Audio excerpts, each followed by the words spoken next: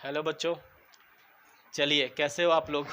चलिए आज हम लोग पढ़ेंगे जो नेक्स्ट चैप्टर है वायरिंग कैसे करते हैं, ये सब आज के वीडियो में हम लोग देखेंगे।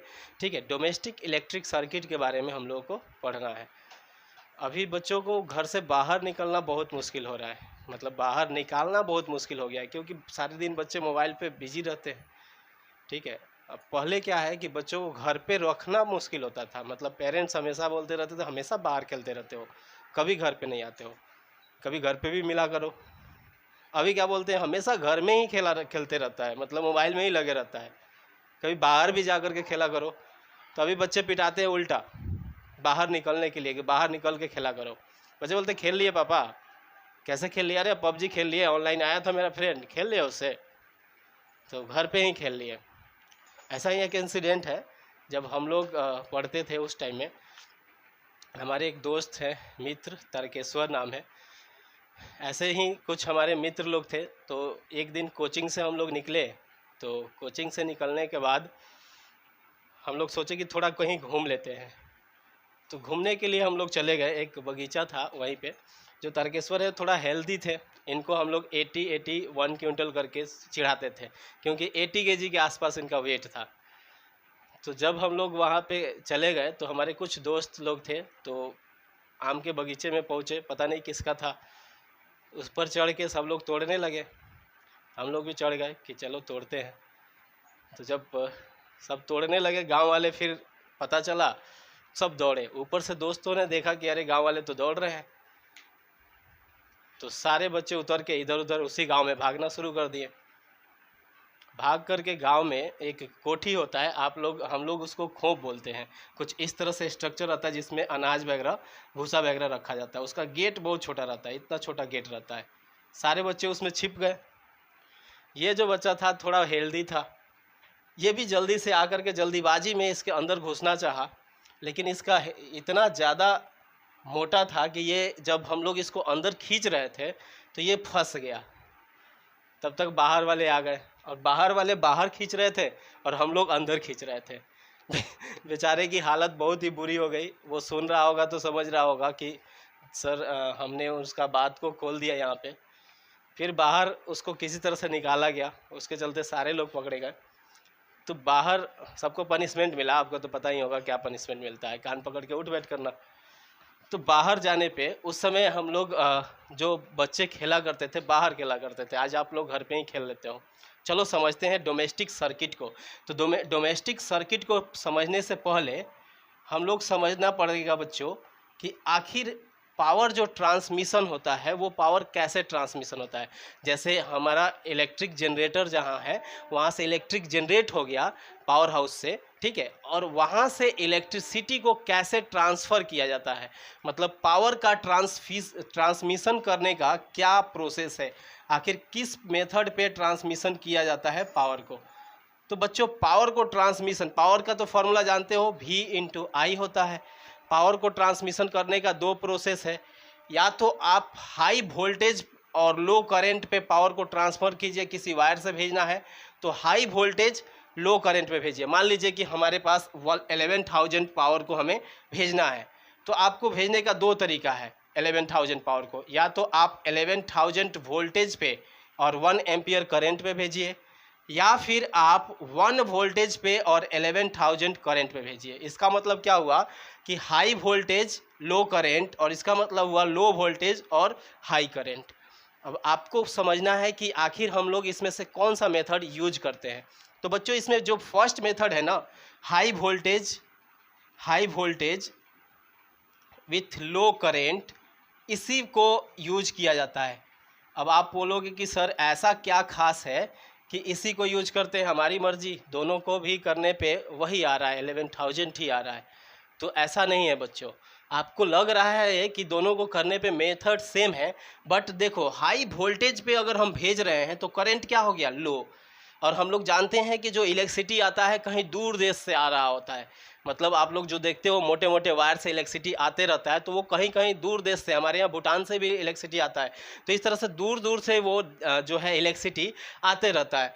तो इस तरह से क्या है कि डिस्टेंस बढ़ जाएगा, मतलब लेंथ बढ़ जाएगा। और आप जानते हो कि लेंथ अगर बढ़ा दिए तो रेजिस्टेंस बढ़ जाता है। और इस कारण से हीट जो है ज़्यादा होगा। क्यों? आई स्क्वायर आर टी, हीट का फॉर्मूला पढ़े हो ना, तो आई स्क्वायर मतलब करेंट ज़्यादा रखते हैं तो क्या हो जाता, आई का वैल्यू उसका स्क्वायर कर दीजिए और ज़्यादा, मतलब और रेजिस्टेंस भी बढ़ जाता क्योंकि डिस्टेंस बढ़ गया है, तो आर भी बढ़ा, आई भी बढ़ा, और इस कारण से पूरे सर्किट में क्या होगा, हीट भी बढ़ जाता। समझ में आ रहा है? तो इतना ज़्यादा हीट बढ़ जाता कि जो भी सर्किट है वो तुरंत जल जाता, इंसुलेशन जो है वो जल जाता। तो हम ट्रांसफ़र कर ही नहीं सकते थे किस मेथड पे, इस पे जब करंट हाई हो और वोल्टेज लो हो। करंट हाई करते तो इसका स्क्वायर करना पड़ता, करंट हाई हो जाता, डिस्टेंस बढ़ने के कारण रेजिस्टेंस तो हाई है ही, और उसके बाद हीट हो जाता बहुत ज़्यादा हाई, जिसके कारण ये जल जाता है। इसीलिए हम लोग क्या करते हैं, मेथड अप्लाई करते हैं, हाई वोल्टेज कर देते हैं और करंट को बिल्कुल लो कर देते हैं, और इसी पे सप्लाई किया जाता है, इसी पे ट्रांसफ़र किया जाता है एक प्लेस से दूसरे प्लेस तक इलेक्ट्रिसिटी को। तो अगर आपसे पूछा जाए कि कौन सा प्रोसेस लिया जाता है, तो यही प्रोसेस हम लोग करते हैं ट्रांसफ़र करने का। अब देखते हैं उन पावर स्टेशंस का जहाँ पे इलेक्ट्रिसिटी का ट्रांसफ़र होता है। तो चलिए देखते हैं उस पूरे मेथड को कि आखिर क्या क्या मेथड है इसमें। तो देखिए बच्चों, सबसे पहले तो इलेक्ट्रिसिटी जहाँ जनरेट होता है, इलेक्ट्रिसिटी जहाँ भी इलेक्ट्रिक जनरेटर होता है वो क्या करता है बच्चों, इलेक्ट्रिसिटी जनरेट करता है। अब ये इलेक्ट्रिसिटी जनरेट करता है बच्चों 11,000 वोल्ट, यानी कि 11 किलो वोल्ट पे। 11,000 वोल्ट को हम लोग क्या बोलेंगे बच्चों, 11 किलो वोल्ट। किलो मतलब 1000, आप तो जानते हो ना, किलो मतलब क्या होता है 1000। अब इसको भेजा जाता है बच्चों जो ग्रिड सब स्टेशन है वहाँ पे। ग्रिड सब स्टेशन में कुछ ट्रांसफार्मर लगे रहते हैं। अब ये देखो, ये 11 किलो वोल्ट जो है 11 केवी को, इसको क्या करना होगा कि ज़्यादा पोटेंशियल करना होगा, तभी तो करंट लो होगा। अभी क्या बोले कि 11 केवी पे करंट हाई है, इस पे क्या रहेगा, अभी करंट हाई होगा, हाई रहेगा। आपको बताएं कि जैसे ही इसको हाई कर देंगे, पोटेंशियल को हाई कर देंगे, तो इस समय करंट अपने आप लो हो जाएगा। तो इसीलिए इसको कहाँ भेजा जाता है, ग्रिड सब स्टेशन में। ग्रिड सब स्टेशन में एक ट्रांसफार्मर लगा रहता है जिसको स्टेप अप ट्रांसफार्मर बोलते हैं, स्टेप अप ट्रांसफार्मर बोला जाता है। ठीक है बच्चों, ट्रांसफार्मर बोला जाता है। यहाँ से जो 11 किलो वोल्ट है बच्चों, इसको ट्रांसफॉर्म किया जाता है और इसको लेके जाया जाता है 132 किलो वोल्ट पे। मतलब इसको क्या किया जाता है, यहाँ पे इस स्टेप अप ट्रांसफार्मर के द्वारा इस 11 किलो वोल्ट के जो भी हमारे पास पोटेंशियल था, उसके पोटेंशियल को इंक्रीज कर दिया, तो करंट अपने आप लो हो गया होगा। मतलब यहाँ से जो वायर में करंट होगा वो करंट क्या हो जाएगा, करंट लो हो जाएगा बच्चों। उसके बाद इसको फिर आपको भेजा जाता है फिर दूसरे स्टेशन में, ठीक है, जिसको हम लोग सब स्टेशन बोलते हैं। ठीक है, ठीक है, सब स्टेशन बोलते हैं। यानी कि इस स्टेशन में जाने के बाद ये फिर से यहाँ पे एक ट्रांसफार्मर लगा रहता है जिसको स्टेप डाउन ट्रांसफार्मर बोलते हैं, स्टेप डाउन ट्रांसफार्मर बोला जाता है। ठीक है, अब यहाँ पे जाने के बाद क्या होता है बच्चों, इसको फिर कन्वर्ट कर दिया जाता है। स्टेप डाउन का मतलब होता है अब नीचे करेंगे, अब ये कम करेगा। अब ये कितने में कम कन्वर्ट कर देते हैं, 33 किलो वोल्ट में, यानी कि इतना जो है वोल्टेज कम कर देता है। कम कैसे करेगा, यहाँ से बच्चों इसका 4 वायर निकाल दिया जाता है और 4 अलग अलग जो है अलग अलग सिटी में, अलग अलग स्टेट में भेज दिया जाता है। कहाँ पे, सब स्टेशन से। ठीक है, मेन सब स्टेशन है ये इसका एक्चुअली में मेन सब स्टेशन नाम होता है। इसके बाद इसको भेजा जाता है बच्चों इंटरमीडिएट सब स्टेशन पे। कहाँ भेजा जाता है, इंटरमीडिएट सब स्टेशन पे, मीडिएट सब स्टेशन। अब यहाँ पे इंटरमीडिएट सब स्टेशन कहाँ लगा रहेगा, हर स्टेट में 33 किलो वोल्ट को रिसीव करने के लिए हर स्टेट में लगा हुआ है। वहाँ पे कितना आया, 33 किलो वोल्ट। यहाँ पे बोलोगे 132 किलो वोल्ट था, तो इसको 4 वायर में डिस्ट्रीब्यूट कर दिया गया, अलग अलग 33 किलो वोल्ट का हो गया। अब इंटरमीडिएट सब स्टेशन पे भी आपको ट्रांसफार्मर लगा है, और ये भी ट्रांसफार्मर कैसा है बच्चों, स्टेप डाउन ट्रांसफार्मर है। याद रखना बच्चों, स्टेप अप ट्रांसफार्मर क्या करता है, पोटेंशियल बढ़ाता है, और स्टेप डाउन ट्रांसफार्मर पोटेंशियल को घटाता है।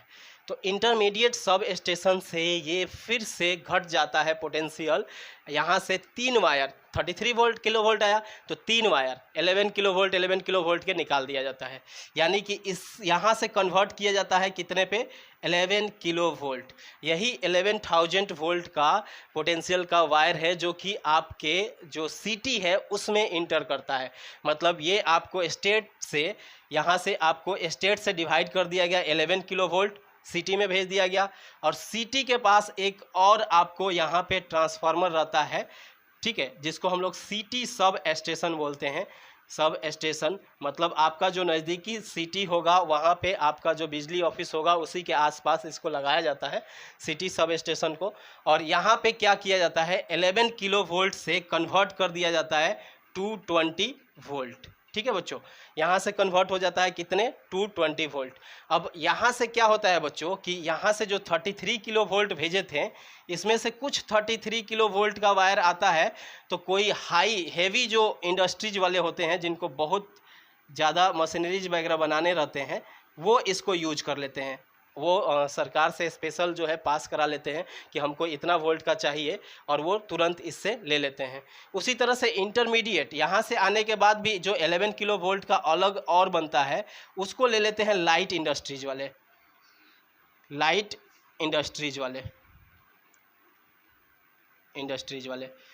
220 वोल्ट बच्चों कहाँ आता है, हमारे होम में, हमारे होम यूज के लिए आता है। ठीक है, हमारे घरों में कितना वोल्ट आता है, 220 वोल्ट। अब इस तरह से ये पूरा एक फ्लो चार्ट है, किस तरह से इलेक्ट्रिसिटी जनरेट होता है और कहाँ कहाँ हम इसको ट्रांसफर करते हैं। ठीक है बच्चों, इसके अलावा कई बार क्या होता है, 440 वोल्ट भी इससे निकाला जाता है। इसको क्या कहा जाता है कि कोई गांव घर में जो इंडस्ट्रीज होते हैं, छोटे छोटे इंडस्ट्रीज होते हैं, उस स्मॉल इंडस्ट्रीज में इसको भेज दिया जाता है। ठीक है, स्मॉल इंडस्ट्रीज वाले अपना कनेक्शन लिए रहते हैं और इनको ये 440 वोल्ट भेज दिया जाता है, लेकिन 220 वोल्ट जो है वो हमारे यूज के लिए होता है।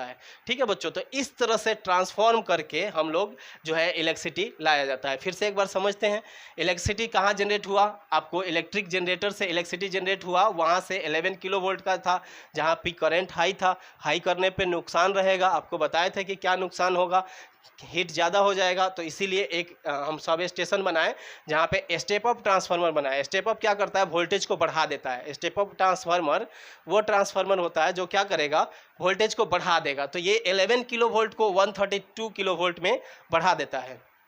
उसके बाद जो हमारा मेन सब स्टेशन है वहाँ पे ये 130 किलो वोल्ट चला जाता है। ठीक है, जो हमारे स्टेट में रहता है उस तरह से।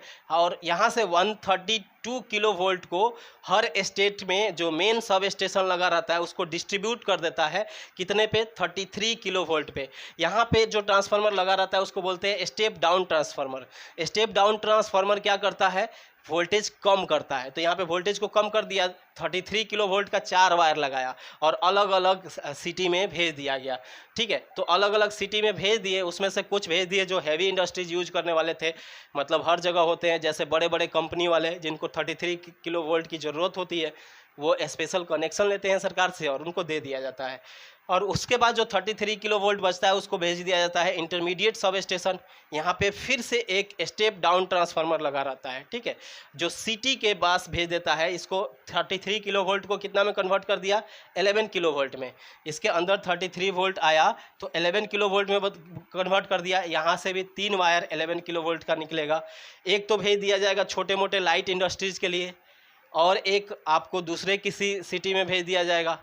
ठीक है, और एक आपको भेज दिया गया किसी पार्टिकुलर सिटी में, मान लीजिए ये मुजफ्फरपुर सिटी है, वहाँ पे भेज दिया गया। कहाँ कितना आ गया, 11 किलो वोल्ट। अब उस सिटी में आपको एक सिटी सब स्टेशन होगा। ठीक है, जो सिटी सब स्टेशन है पावर हाउस के आसपास, तो वहाँ पे क्या होता है, आपको एक यहाँ पे एक ट्रांसफार्मर लगा रहता है। अब ये कैसा ट्रांसफार्मर है, ये भी स्टेप डाउन ट्रांसफार्मर है। कैसा है, स्टेप डाउन ट्रांसफार्मर है। ये क्या करता है, 11 किलो वोल्ट को कन्वर्ट करता है 220 और 440 पे। 440 वोल्ट को भेज दिया जाता है जो छोटे मोटे इंडस्ट्रीज है, जो गांव घर में इंडस्ट्रीज चलते हैं, गांव में छोटे छोटे इंडस्ट्रीज चलते हैं, जैसे चिप्स बनाने का हो गया, लेज वगैरह, तो उन लोगों को बनाने के लिए इस 440 वोल्ट की ज़रूरत होती है, तो उनको भेज दिया जाता है। और बचा हुआ जो 220 वोल्ट है, इसको हमारे गाँव में और घरों के यूज के लिए भेजा जाता है। तो इस तरह से ये है पावर ट्रांसमिशन का मेथड। अब हम लोग समझते हैं डोमेस्टिक इलेक्ट्रिक सर्किट क्या है और कैसे यूज करते हैं। चलिए,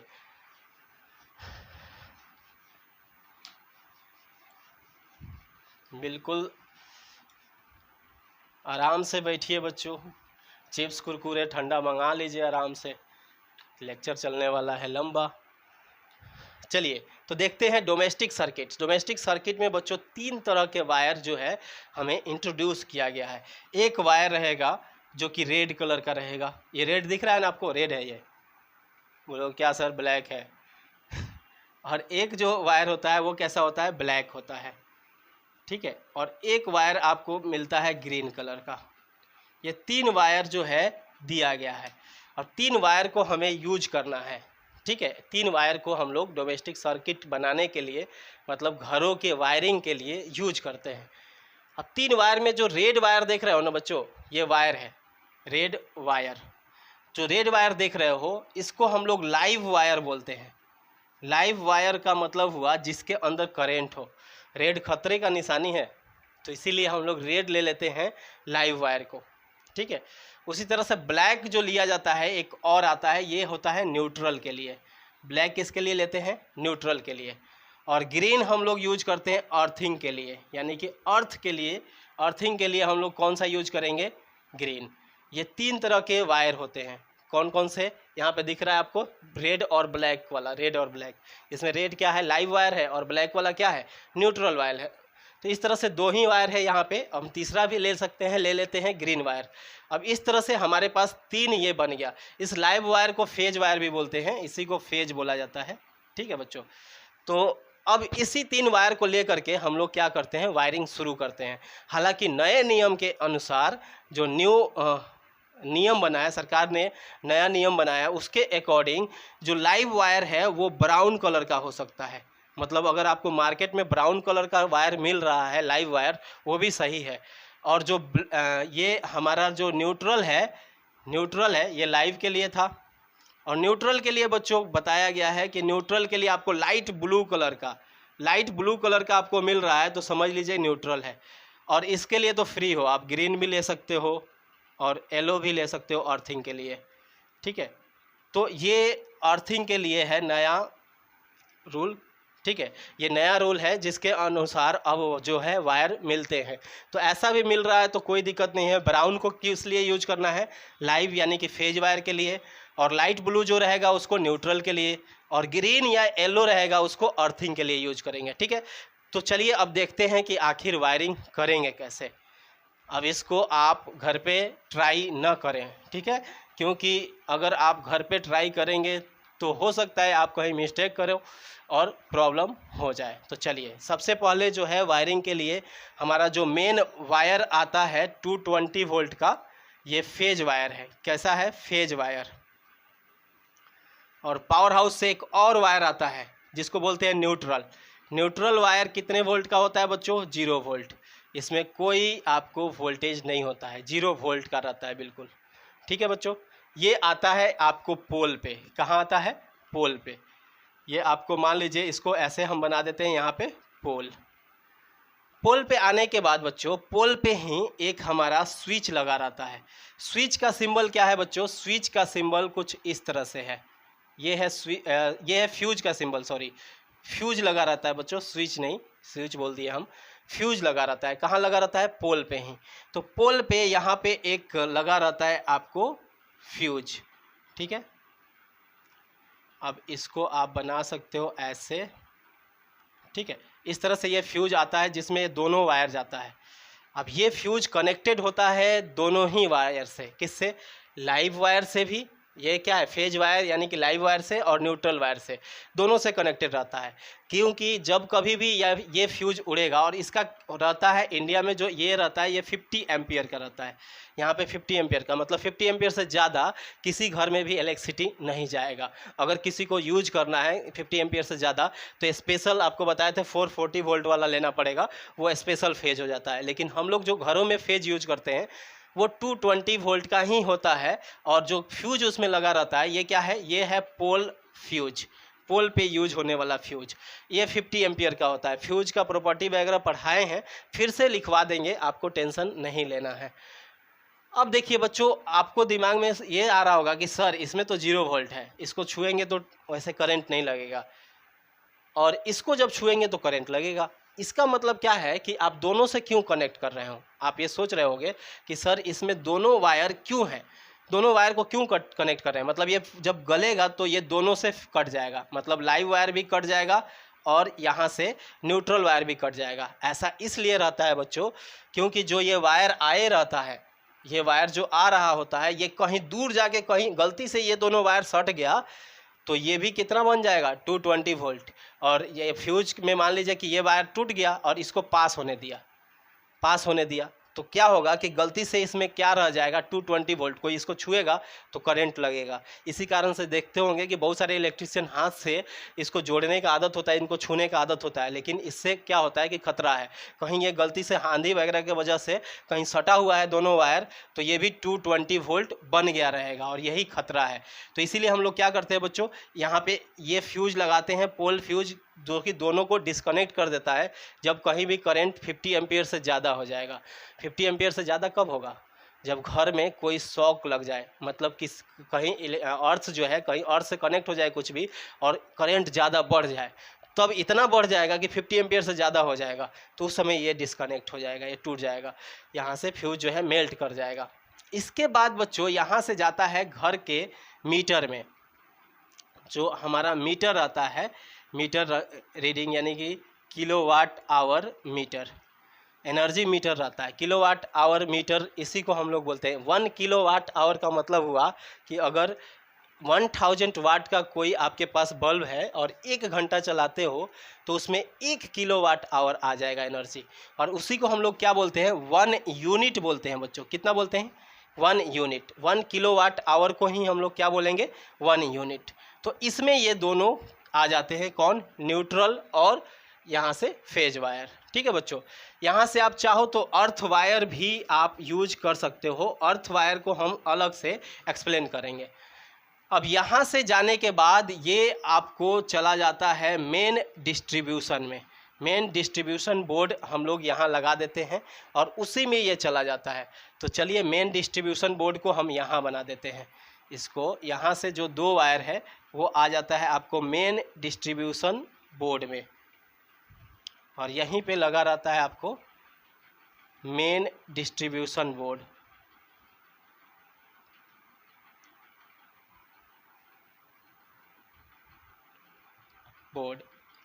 ठीक है बच्चों, इसमें ये दोनों वायर आया।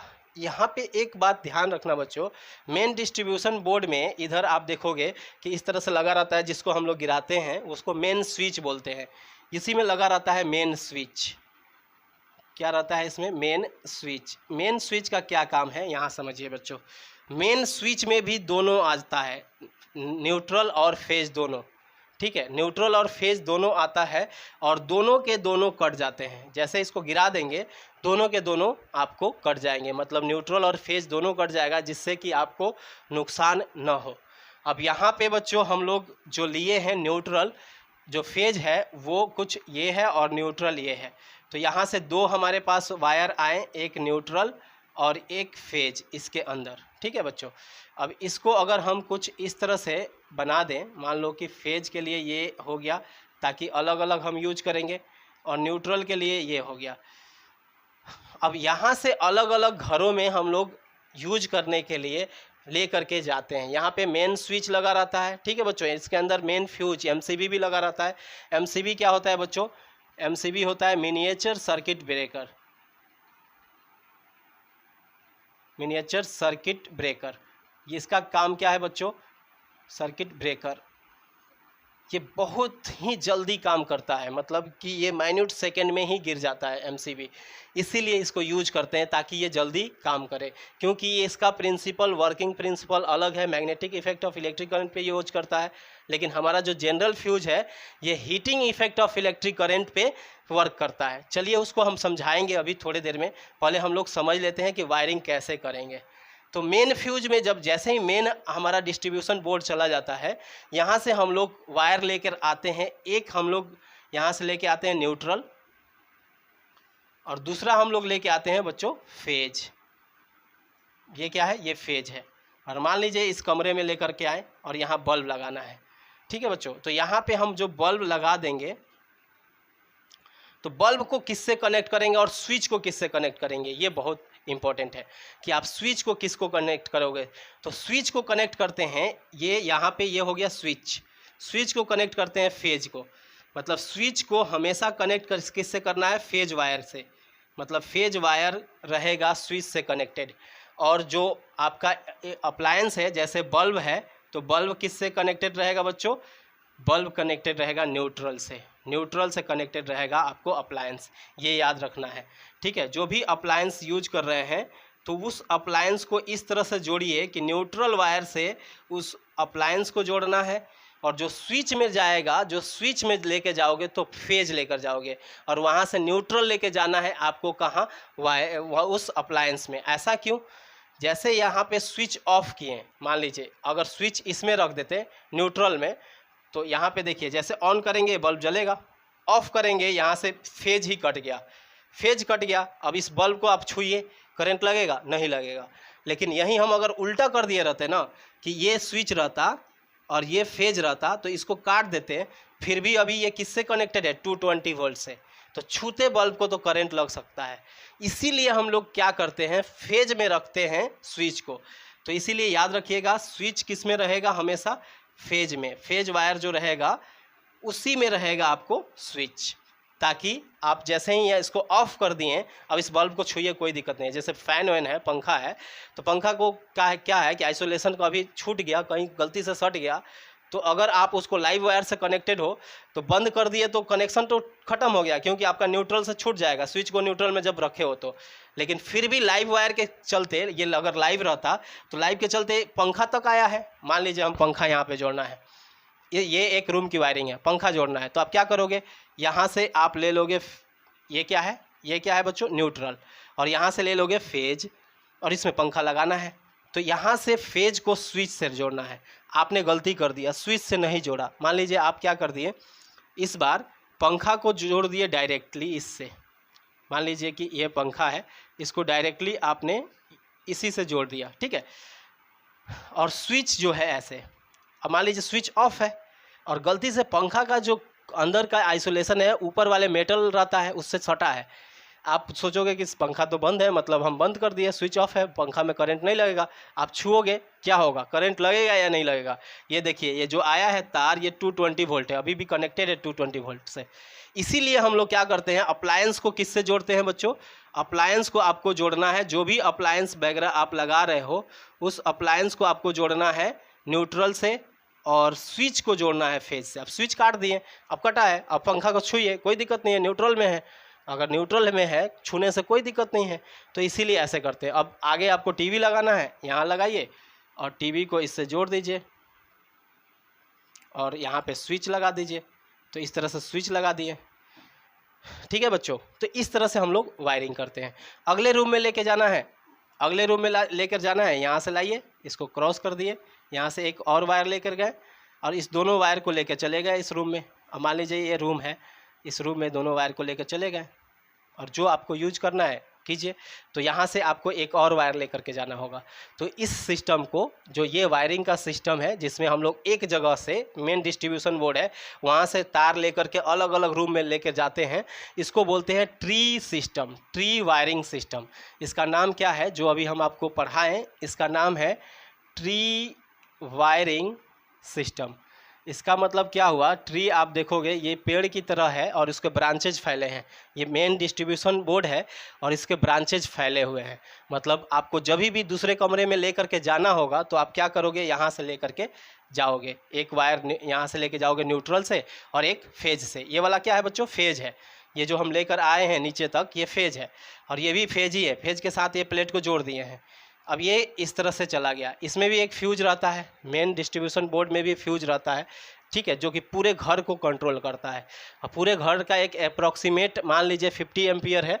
हम लोग 50 एम्पियर का ही फ्यूज लगाते हैं जनरली इसमें भी, ताकि आपके घर में 50 एम्पियर से ज़्यादा हो जाए तो ये जल जाए, ठीक है। तो इस तरह से हम लोग इसमें भी एक फ्यूज यूज करते हैं। और ये दूसरे रूम में लेके चले गए और ऐसा ही वायरिंग कर देंगे। क्या करेंगे, स्विच को फेज वायर से और अप्लायंस को न्यूट्रल वायर से जोड़ते हैं।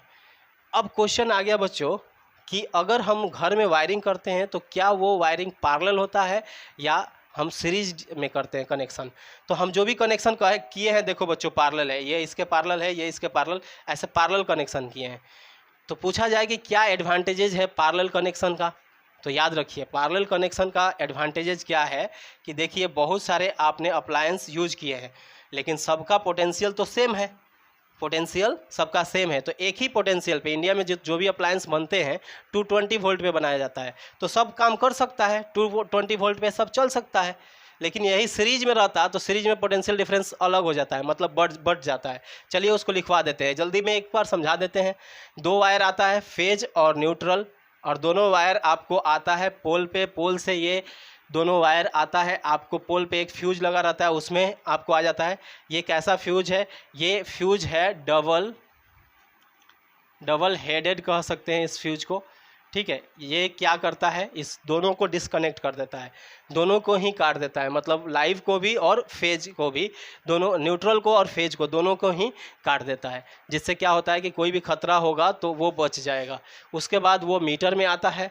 मीटर के बाद हम लोग उसको लेकर जाते हैं मेन डिस्ट्रीब्यूशन बोर्ड में, और वहाँ पे इसको एक मेन स्विच लगा रहता है जो कैसे जुड़ा रहता है, वो बिल्कुल इसी तरह से जुड़ा रहता है, जिसको अगर हम ऑफ कर देते हैं तो पूरा दोनों कट जाता है, मतलब न्यूट्रल से भी कट जाता है और लाइव से भी। क्यों कटता है बताए थे कि अगर दूर कहीं ये सटा रहेगा तो ये भी कितना बन गया रहेगा 220 वोल्ट, इस वजह से यहाँ पे लगाया जाता है। उसके बाद 2 वायर लेकर आते हैं हम लोग, एक लेकर के आते हैं न्यूट्रल से ये, और एक लेकर के आते हैं मेन यानी कि फ्यूज से, फेज से। तो फेज, अब स्विच को जोड़ते हैं बच्चों फेज से। क्यों जोड़ते हैं, क्योंकि अगर फेज से नहीं जोड़ेंगे, स्विच को इससे जोड़ेंगे, अगर फेज से अगर अप्लायंस को जोड़ दिए तो क्या है, स्विच कटने के बाद भी अगर इसको छुएंगे तो गलती से अगर इसके अंदर का तार बाहर सटा हुआ है तो करंट लगेगा, क्योंकि ये डायरेक्ट किससे जुड़ा हुआ है 220 वोल्ट से सॉरी। तो इसीलिए हम क्या करते हैं, इसको 220 वोल्ट को यानी कि फेज को जोड़ते हैं स्विच से, और अप्लायंस को किससे जोड़ते हैं, अप्लायंस को जोड़ते हैं हम लोग जो भी हमारा न्यूट्रल रहता है वायर उससे। फिर दूसरे जगह ला जाए, यहाँ से फिर दूसरे कमरे में लेके जाएंगे, तीसरे कमरे में यहीं से लेके जाएंगे, चौथे कमरे में यही लेके जाएंगे, यहीं से लेके जाएंगे। ट्री सिस्टम का, ट्री वायरिंग सिस्टम का ये बहुत बड़ा डिसएडवांटेज हो जाता है। हम समझेंगे इस डिसएडवांटेज को कैसे कम करेंगे। पहले हम समझ लेते हैं कि पैरेलल जो है कनेक्शन वो कितना इम्पोर्टेंट है सीरीज के मुकाबले। तो चलिए देख लेते हैं, लिख लेते हैं advantages of parallel combination over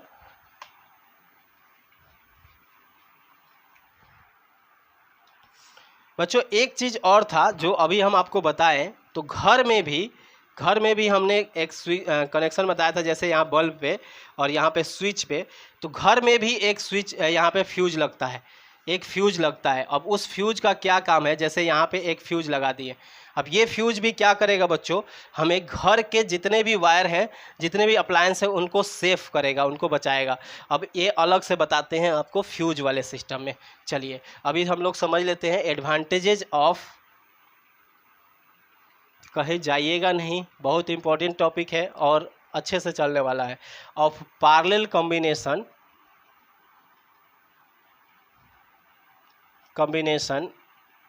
over series combination. ठीक है, पैरेलल कॉम्बिनेशन और सीरीज कॉम्बिनेशन में पैरेलल कॉम्बिनेशन का क्या क्या फ़ायदा है। तो देखिए सबसे पहला फ़ायदा है पैरेलल कॉम्बिनेशन का, अगर पैरेलल की बात करें और इधर सीरीज की बात करें, तो पैरेलल में क्या होता है, पोटेंशियल सेम होता है, तो सारा जो है डिवाइस सेम पोटेंशियल पे वर्क करेगा। ठीक है, मतलब all device can work on same potential, ठीक है। क्यों? क्योंकि पैरेलल में कॉम्बिनेशन में क्या होता है, पैरेलल कॉम्बिनेशन में क्या होता है, जो पोटेंशियल होता है सेम रहता है, इसमें पोटेंशियल डिस्ट्रीब्यूट हो जाता है, potential distributed in series combination. Series combination में पोटेंशियल ही अलग अलग हो गया बच्चों। इसका मतलब क्या है कि अलग अलग पोटेंशियल हो गया सीरीज कॉम्बिनेशन में। मतलब क्या है कि सीरीज कॉम्बिनेशन कहीं भी किए हैं ना, तो सीरीज कॉम्बिनेशन में आपको बल्ब को भी चाहिए 220 वोल्ट और फैन को भी चाहिए 220 वोल्ट, लेकिन आप बल्ब को जोड़ दिए फिर फैन को, तो ये बढ़ जाएगा, ये कुछ ले लेगा, तो यहाँ का तो उतना पोटेंशियल मिलेगा ही नहीं, तो अच्छे से नहीं चलेगा, उतना करंट भी नहीं मिल पाएगा उसको, तो पोटेंशियल बढ़ जाता है। इसीलिए हम लोग क्या कहेंगे कि इसको यूज करना सही नहीं है। इसको यूज करेंगे तो पोटेंशियल बढ़ जाएगा, डिस्ट्रीब्यूट हो जाएगा। दूसरा बात देख लेते हैं, इसमें अगर हम लोग पैरेलल में जोड़ते हैं ना बच्चों, तो मान लीजिए पैरेलल में जोड़ते हैं, जैसे एक है, ये दूसरा है, यहाँ से जोड़े हैं, जैसे करंट आया है, मान लीजिए किसी तरह से ये करंट इसमें ये खराब हो गया, ये फ्यूज हो गया, ये फ्यूज हो गया, तो करंट का तो ये रास्ता है, दो रास्ता है, इधर करंट नहीं जाएगा, लेकिन इधर तो फिर भी जाएगा, तो ये वाला चलेगा। मान लीजिए ये बल्ब है आपके रूम का और ये फैन है आपके रूम का, ये है फैन, तो मान लीजिए फैन खराब हो गया, तो इधर करंट नहीं आएगा, लेकिन इधर तो करंट जाएगा, तो एक खराब हो जाएगा, फिर भी अदर अप्लायंस जो है वो उसमें कोई डिस्टरबेंस नहीं होगा, वो आराम से चलेगा। लेकिन इसमें देखिए क्या होता है बच्चों, इसमें आप सीरीज में जोड़े हो, यहाँ बल्ब जोड़े हो और यहाँ पे आप पंखा जोड़ दिए हो, तो ऐसा करने से आपको क्या होगा, बल्ब खराब हो गया, मान लीजिए बल्ब खराब हो गया, अब पंखा चलेगा क्या, यहाँ खराब हो गया, मतलब यहाँ से बल्ब मेल्ट हो गया, कनेक्शन टूट गया, आगे करंट जाएगा ही नहीं, तो एक खराब हो गया तो उसके बाद के जितने भी अप्लायंसेस सब खराब। ठीक है, इसीलिए सीरीज कॉम्बिनेशन को हम लोग घरों में नहीं यूज करते हैं, लेकिन इंडस्ट्रीज में यूज करते हैं बच्चों सीरीज कॉम्बिनेशन का। अब सोचिए कि इंडस्ट्रीज में क्यों यूज करते हैं, तो इंडस्ट्रीज में एक से एक के बाद दूसरा, दूसरा के बाद तीसरा, जितने भी मशीनें लगी रहती हैं उन सबसे सेम काम रहता है। जैसे स्टार्टिंग में कहीं कुछ मैन्युफैक्चरिंग हो रहा है, तो ये मशीन चल रहा है, तो मैन्युफैक्चरिंग हो रहा है, ये मैन्युफैक्चरिंग करके और ये इस मशीन को दे रहा है ताकि ये मशीन क्या करे, उसको पैक करे, तो ये मैन्युफैक्चरिंग करेगा तभी ये पैक करेगा, और ये मशीन पैक कर लेगा तो ये अगले को पहुँचा देगा, अगले को पहुँचा देता है यहाँ पे, मान लीजिए कि मैन्युफैक्चरिंग हो गया, पैक हो गया, और ये बाहर भेज देता है मान लीजिए ट्रॉली पे। तो ये तीन मशीनें एक साथ काम कर रही हैं, तीनों को अगर अलग अलग लगाए रहते तो क्या होता, इसका लाइन कट गया तो अभी भी ये पैक करते रहता। मान लीजिए पैक करने वाला मशीन है और इसमें जो है मान लीजिए चिप्स पैक करने वाला मशीन है, इसी को समझाते हैं, चिप्स पैक करने वाला। तो मान लीजिए ये चिप्स पैक करने वाला मशीन है, चिप्स गिरता है, ये पैक कर देता है, करते जाता है, लेकिन मान लीजिए चिप्स बना ही नहीं और ये पैक कर दिया, तो खाली पैकेट पैक कर देगा जल्दी जल्दी ये वाला मशीन। खाली पैकेट अगर पैरेलल में रहता तो ये खराब हो गया, लेकिन ये काम कर ही रहा है, इसीलिए इसको सीरीज में जोड़ दिया जाता है कि ये काम करेगा तो ये भी काम करेगा, तब ये भी काम करेगा, मतलब ये चिप्स बनाएगा तभी ये चिप्स पैक करेगा, नहीं तो यहाँ से इलेक्ट्रिसिटी कटा तो ये भी कट गया, ये भी कट गया, सब रुक गए, फिर सब में करंट आया, सब चले। तो इंडस्ट्रीज में सीरीज का यूज करते हैं, लेकिन पैरेलल में जो घरों में है उसमें नहीं यूज करते हैं। क्यों? क्योंकि एक डिवाइस खराब तो सब खराब हो जाएगा, सब मतलब वर्क करना बंद कर देंगे। ठीक है, तो लिख सकते हैं ये दूसरा डिसएडवांटेज है, one device can stop if one device damaged, इसको लिख देते हैं, if one device get damaged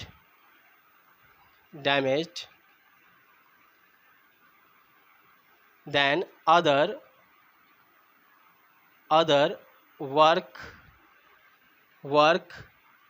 unaffected, किसी बिना इफेक्ट के ही दूसरा काम करेगा। ठीक है, इसमें क्या होगा, अगर एक डिवाइस भी डैमेज हुआ तो सबका वर्किंग बंद हो जाएगा। If one device get damaged, other devices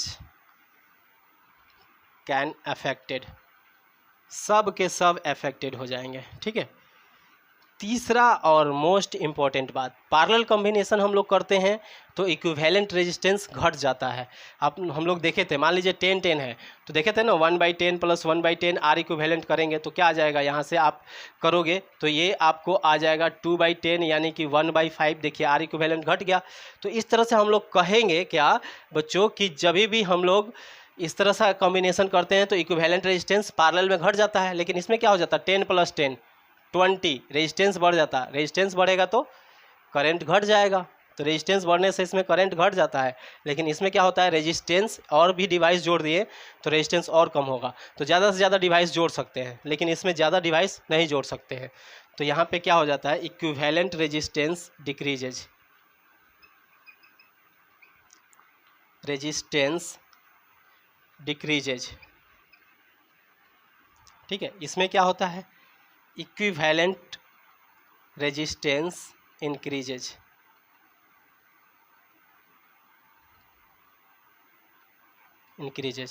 अब इक्विवेलेंट रेजिस्टेंस इंक्रीज कर जाएगा तो करंट डिक्रीज कर जाएगा, देन करंट डिक्रीजेज। रिजल्ट क्या होगा, करंट डिक्रीज हो जाएगा। और करंट डिक्रीज होगा तो ज़्यादा से ज़्यादा डिवाइस थोड़ी ना इसमें ऐड कर सकते हैं, इसमें ऐड कर सकते हैं। तो ये फ़ायदा है पैरेलल कॉम्बिनेशन का। चलिए बच्चों अब फ्यूज का देखते हैं, जो घरों में फ्यूज यूज करते हैं उसका क्या क्या वर्किंग है इसको देख लेते हैं।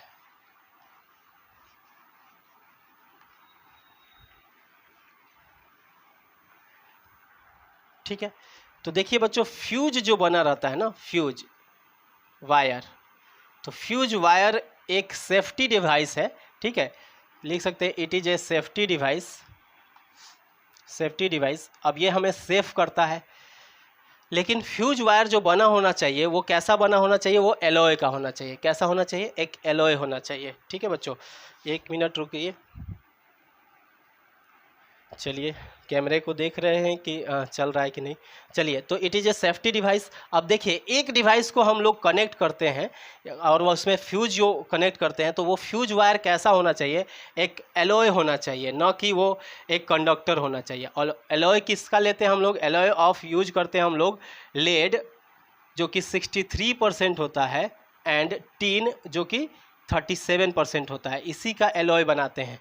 ये बहुत इंपॉर्टेंट है, क्वेश्चन एग्जाम में पूछा जाता है कि जो फ्यूज वायर बना रहता है किससे बना रहता है, लेड और टीन से, जिसमें लेड 63% और टीन 37% यूज होता है। इसके बाद है बच्चों किस प्रिंसिपल पे वर्क करता है, ये प्रिंसिपल पे, तो ये वर्क करता है बच्चों heating effect of electric current, effect of electric current के प्रिंसिपल पे वर्क करता है। कैसे वर्क करता है, तो जैसे देखिए अभी हम बनाए थे कि अलग अलग घर से जो है वायर आ रहा है, मान लीजिए ये फेज आ गया, न्यूट्रल आ गया, ये फेज आ गया, अभी बताए थे। तो जैसे ये न्यूट्रल हो गया, ये फेज हो गया यहाँ पे आप एक फ्यूज लगा दिए, यहाँ पे एक फ्यूज लगा दिए। अब यहाँ पे अलग अलग आपके पास अप्लायंस है, मान लीजिए कि इसके अंदर जो बल्ब चलता है वो यहाँ पे इसको जोड़ दिए, स्विच को जोड़ दिए, ये फैन से जोड़ दिए इसको। ठीक है, तो अलग अलग आपके पास अप्लायंस है। ठीक है, और यहाँ से ये फ़ैन मान लीजिए कुछ चलता है 10 एम्पियर पे, हालांकि इतना नहीं होता है, 5 एम्पियर ले लेते हैं, और ये चलता है मान लीजिए कि 3 एम्पियर पे। तो आपको जो स्विच लेना होगा वो मैक्सिमम स्विच जो लेना होगा, इसमें 5 एम्पियर का करंट तो जाना ही चाहिए। तो कम से कम आप 6 एम्पियर का, मिलता नहीं है 5 एम्पियर का स्विच हम लोग मिलता है तो वही स्विच लेंगे। अब इसमें क्या होगा कि जैसे करंट 5 एम्पियर से बढ़ेगा, 5 एम्पियर से बढ़ेगा तो इसके अंदर जो है हीट बढ़ जाएगा। क्यों, हीट का फॉर्मूला हम लोग जानते हैं I² होता है। अब ये जो फ्यूज है इसको हम लोग चेक करके लिए हैं कि 5 एम्पियर तक ये झेल सकता है। इससे जैसे 6 एम्पियर होगा तो ये क्या होगा, मेल्ट हो जाएगा, और मेल्ट हो जाएगा, हीट ज़्यादा हो जाएगा। मतलब एक एलॉय है तो इसका रेजिस्टेंस कैसा है, हाई रेजिस्टेंस। इसकी एक प्रॉपर्टी है कि इसके पास कैसा होना चाहिए, रेजिस्टेंस ज़्यादा होना चाहिए, तभी तो जल्दी गर्म होगा। तो जैसे ये 5 एम्पियर से ज़्यादा होगा, करंट को रोकेगा तो खुद गर्म हो जाएगा, और गर्म होगा तो मेल्ट होकर पिघल के अलग हो जाएगा। तो जैसे ही पिघल के अलग हो जाएगा तो आपको ये फ़ैन भी बच जाएगा और बल्ब भी बच जाएगा। लेकिन क्या होता कि आप सिर्फ 4 एम्पियर का लगा देते तो ये चल जाता, ठीक है, ये भी चला जाता। तो इसीलिए फ्यूज कैसा यूज करेंगे, जिस तरह का अप्लायंस हमारे घर में यूज हो रहा है उसी तरह का, उसी के इक्विवेलेंट में फ्यूज लेते हैं। तो फ्यूज वायर इस तरह से वर्क करता है। किस प्रिंसिपल पे वर्क करता है? Heating effect of electric current पे। चलिए जो दूसरा सिस्टम है वायरिंग का उसको समझते हैं, जो कि आजकल बहुत ही ज़्यादा प्रचलित है। ठीक है, हम लोग जो वायरिंग अभी पढ़े थे ट्री सिस्टम में, उसका डिसएडवांटेज क्या है देख लीजिए। डिसएडवांटेजेज ऑफ, दोनों चीज़ लिखवा देते हैं। Advantages of tree system. Tree system का क्या डिसएडवांटेजेज है देखिए। सबसे पहला डिसएडवांटेजेज है कि बार बार डिस्ट्रीब्यूशन बोर्ड से लेकर के जाओगे वायर, तो वायर ज़्यादा लगेगा। ठीक है, तो इसका क्या disadvantage? More wire will be required, ज़्यादा से ज़्यादा वायर रिक्वायर रहता है। सो इट इज़ एक्सपेंसिव, इसलिए ये क्या है? एक्सपेंसिव है। ज़्यादा से ज़्यादा वायर लगेगा तो आपको खर्चा बढ़ेगा। ठीक है बच्चों, और चूँकि आप डिस्ट्रीब्यूशन बोर्ड से रूम तक लेके जाते हो तो लेंथ बढ़ जाता है, लंबाई बढ़ जाता है। लंबाई बढ़ेगा मतलब रेजिस्टेंस बढ़ जाएगा, तो इसीलिए आपको मोटा वायर यूज करना पड़ता है। ठीक है, मतलब we should use to thick wire, हमें thick wire use we have to. ठीक है, मतलब हमें करना क्या चाहिए? हमें करना पड़ता है, मजबूरी है। ठीक है, ऐसा नहीं है कि आप करते हो, ये तो मजबूरी है आपको कि मोटा वायर लेके जाओगे नहीं तो क्या होगा? गल जाएगा, मेल्ट हो जाएगा। तो ये इसका डिसएडवांटेज है। लेकिन एक एडवांटेजेज भी है बच्चों, जो कि बहुत ही इम्पोर्टेंट है। एडवांटेजेज क्या है? Of tree system. हालांकि हमारे चैप्टर में यही पढ़ना है, लेकिन हम दोनों सिस्टम को बताते हैं। ट्री सिस्टम का एडवांटेजेज क्या है देखिए ध्यान से। आप देखे थे कि मेन बोर्ड में, जो मेन बोर्ड था ना, मेन डिस्ट्रीब्यूशन बोर्ड, वहाँ से हम 2 वायर लेकर आते थे। तो कहीं भी अगर किसी रूम में शॉर्ट सर्किट हुआ ना, तो यही वायर जलेगा, सिर्फ यही वायर जलेगा और इसी को बदलना पड़ेगा, यही है। बाकी सब आपको यहाँ फ्यूज लगा है, ये उड़ जाएगा, ये वायर जल जाएगा, जो शॉर्ट सर्किट होगा। तो शॉर्ट सर्किट होगा तो कोई पार्टिकुलर वायर ही ख़त्म होगा। इसमें सबसे बड़ा फ़ायदा यही है जिसके कारण हम लोग यूज करते हैं। ठीक है, लेकिन अगर रिंग सिस्टम यूज करते हैं ना, अभी बताएंगे, तो उसमें ये नुकसान हो जाता है। तो इसका सबसे बड़ा फ़ायदा यही है, लिख सकते हैं advantages. If there will be short circuit in one wire, there will B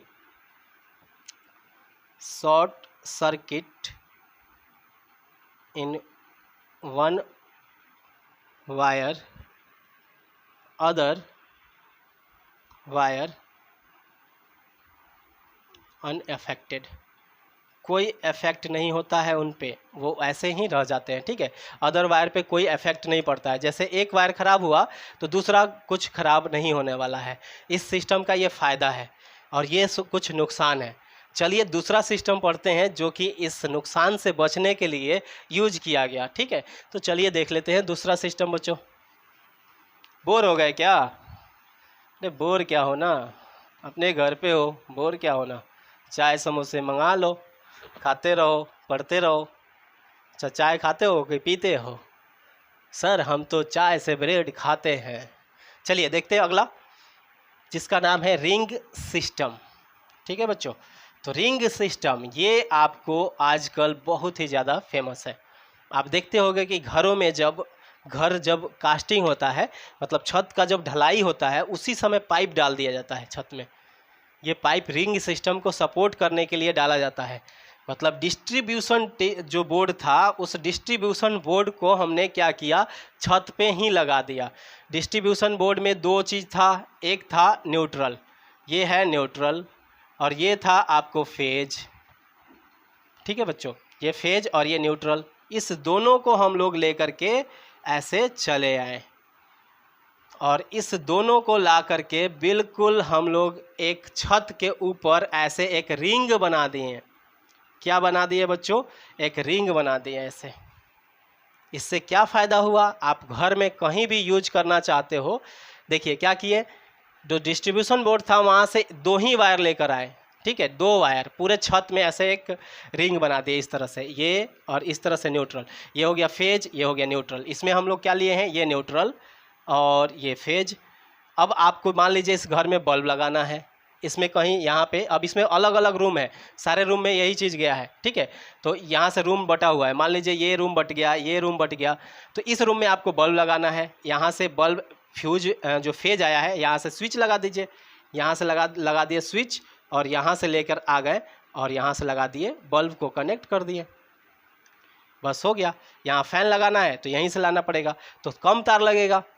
जो तार यहाँ से लेकर के पूरे रूम तक ले जाते थे, वो तार बस यहीं से लेकर चले जाना है। यहाँ फैन लगाना है तो यहाँ फैन लगा दिए, ये फेज है, फेज से कनेक्ट कर दिए स्विच को, और यहाँ से लाए और फैन को कनेक्ट कर दिए। अब ये देखिए तार कितना बच रहा है। तो इसका सबसे बड़ा फ़ायदा ये हुआ कि हमारा वायर जो ज़्यादा लग रहा था वो वायर कम लगने लगा। अब कम लगने लगा तो डिस्टेंस तो कम चलना है ना बच्चों, तो डिस्टेंस कम चलना है तो रेजिस्टेंस भी कम होगा। तो इसी कारण से आप पतला वायर यूज कर सकते हो, मतलब रेजिस्टेंस कम होगा। और यहाँ भी क्या है कि दो तरफ से आपका वायर फ़ायदा हो जाता है। उसको समझाएंगे कि कैसे आप थिन वायर यूज कर सकते हो।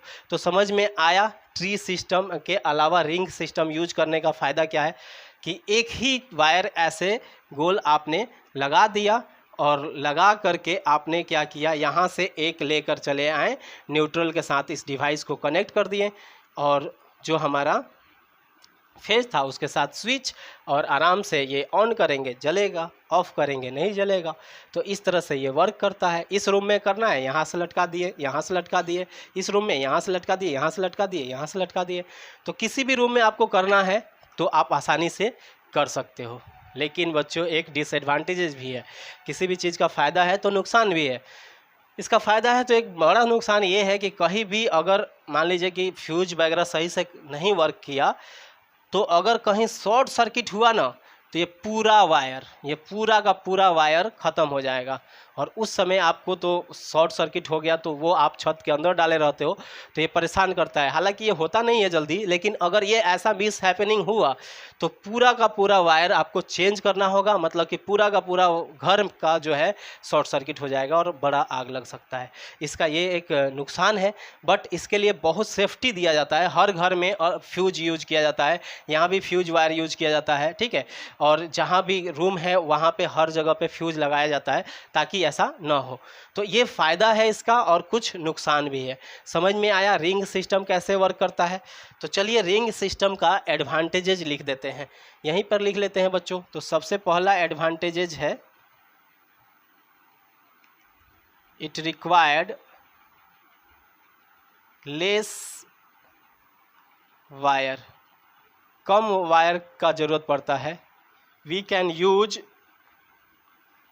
यूज थिन वायर, पतले वायर को भी हम लोग इसमें यूज कर सकते हैं। पतला वायर को भी हम लोग इसमें यूज कर सकते हैं। क्यों यूज कर सकते हैं बच्चों? जैसे मान लो कि ये आपका रिंग सिस्टम है, इसमें से यहाँ से करंट आ रहा है, तो करंट इधर से भी जा सकता है, इधर से भी जा सकता है।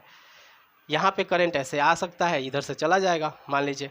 तो यहाँ पे क्या है कि दो तरीका है। यहाँ पे अगर बल्ब जलाना चाहते हो तो इधर से भी करंट जाएगा आपको, इधर से भी जाएगा सॉरी, मान लीजिए कि यहाँ से 5 एम्पियर करंट जाएगा तो 2.5 इधर से, 2.5 इधर से, तो आधा करंट गया, मतलब करंट हाफ जा रहा है।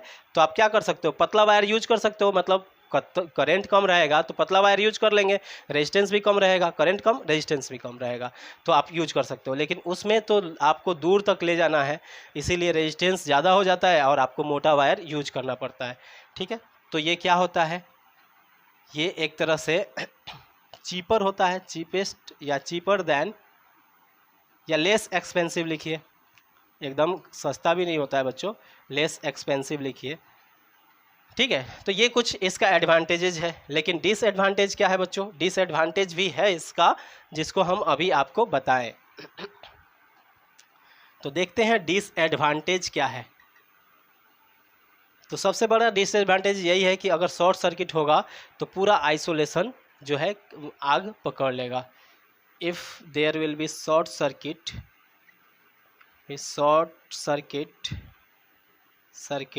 Then it can cause a serious fire in house, ठीक है। घरों में एक सीरियस फायर भी हो सकता है और सारे के सारे वायर को चेंज करना पड़ेगा, ठीक है, all wires should be have to change करना पड़ेगा अगर ऐसा हुआ तो रिंग सिस्टम और ट्री सिस्टम, दो तरह के सिस्टम हम लोग देख लिए बच्चों। अब हम लोग देखेंगे अर्थिंग के बारे में कि अर्थिंग कैसे यूज करते हैं बच्चों, कि अर्थिंग किस तरह से यूज होता है। ठीक है, आखिर अर्थ वायर का तो हम बताए नहीं ना बच्चों, तो अर्थ वायर को देखिए क्यों यूज कर लेते हैं अर्थ वायर को। तो देखिए अर्थ वायर हर एक घर में लगाना क्यों ज़रूरी है न्यूट्रल के अलावा। मान लीजिए कि आपके घर में आपने एक न्यूट्रल लेकर आए, ये क्या है बच्चों, न्यूट्रल है। न्यूट्रल मतलब 0 वोल्ट, न्यूट्रल मतलब 0 वोल्ट। और ये लेकर आए आप फेज मतलब 220 वोल्ट। अब इस दोनों को लेकर के आए बच्चों, और आने के बाद आपने क्या किया कि यहाँ पे इस दोनों से एक फ़ैन को कनेक्ट कर दिया। मान लीजिए ये फ़ैन को कनेक्ट कर दिया आपने, जैसा हमने वायरिंग बताया वैसा किए, और इसको स्विच से कनेक्ट कर दिए, ये स्विच हो गया। लेकिन क्या हुआ कि बच्चों कि अगर कभी करंट जो है बढ़ जाए, आप स्विच ऑन कर दिए हैं, स्विच ऑन है, और कभी क्या हुआ कि इस फ़ैन के अंदर क्या होता है, फ़ैन के अंदर मोटर होता है, और मोटर पे आपको कॉपर वायर को लपेटा गया रहता है। वो वायर फ़ैन के बाहर वाले सरफेस में, बाहर भी तो मेटल है, जैसे ये मोटर हो गया, ये बाहर का सरफेस है, इस पर हमें ऐसे कॉपर वायर को लपेटा गया है। तो गलती से इसका इंसुलेशन अगर इसके साथ सट जाए, बाहर के बॉडी के साथ, ये क्या है, फ़ैन का बाहर का बॉडी है। ठीक है, जो आप बाहर की बॉडी देखते हो यही बाहर का बॉडी है, इसके साथ ये सट गया है यहाँ पे देखिए। अब आप फ़ैन चला रहे हो, गलती से जा कर के इसको फ़ैन को छुए, तो क्या होगा कि करंट जैसे ही आप इसको छुओगे तो करंट आपके बॉडी से हो करके पास होना शुरू हो जाएगा, क्योंकि आपका बॉडी नीचे अर्थ में है, तो करंट इस तरह से हो करके आपकी बॉडी से पास होना शुरू हो जाएगा। और इस तरह से आपको सीरियस जो है कुछ हो सकता है, मतलब कुछ होगा क्या, आप जानते ही हो क्या होगा, बहुत सीरियस करंट लगेगा। ठीक है, और ऐसा करंट लगेगा कि आपका चेहरा कुछ इस तरह से हो जाएगा। ठीक है, तो आपको इसके लिए क्या करना होगा कि आपका चेहरा इस तरह से रहे, आपका चेहरा ऐसे रहे, इसके लिए आपको क्या करना होगा, अर्थ वायर का यूज करना होगा। अर्थ वायर का कैसे यूज करोगे, अब देखिए अर्थ वायर करने से क्या होगा। इसको हम लोग क्या किए हैं, इस डिवाइस को अर्थिंग के साथ, अर्थिंग वाले घर पे अर्थिंग दे दिए, अर्थिंग वाले वायर के साथ भी कनेक्ट किए हैं।